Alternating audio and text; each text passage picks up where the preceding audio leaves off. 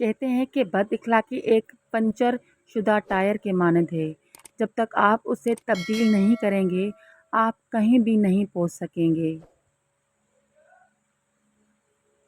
मजबूत रहें, मुस्बत रहें, अपने हासदीन को उसी गम में मुब्तला रहने दें कि आप अभी तक मुस्कुरा कैसे रहे हैं। ताल्लुक़ में दूसरे से अपने जैसा होने की तवक्को मत करो, क्योंकि तुम किसी का सीधा हाथ अपने सीधे हाथ में पकड़ कर नहीं चल सकते। किसी के बुरे कह देने से ना हम बुरे हो जाते हैं ना अच्छे।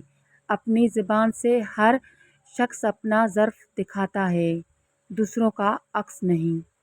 महंगाई सिर्फ चीज़ों की नहीं होती, उसके साथ सब कुछ महंगा हो जाता है। रिश्ता भी, नाता भी, प्यार भी, हंसी भी।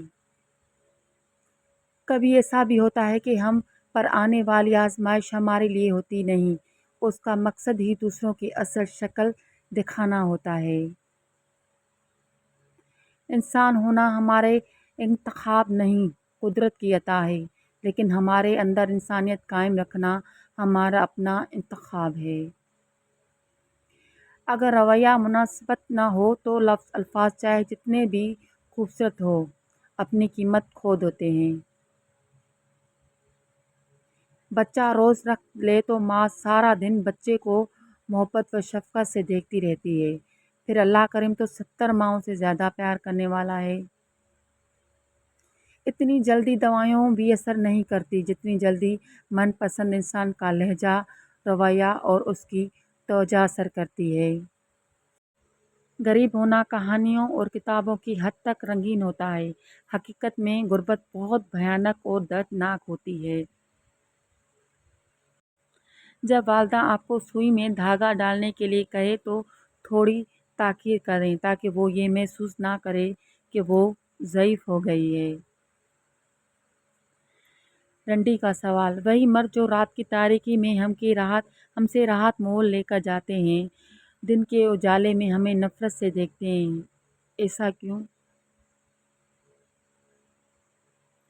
इंसानी माशरों को जंगों और बीमारियों से इतना नुकसान नहीं पहुंचाया जितना नुकसान इंसानों के उस रवैये ने पहुंचाया कि वो अपने पास मौजूद नेमतों को नेमत ही नहीं समझते बल्कि दूसरों के पास मौजूद नेमतों को नेमत समझते हैं।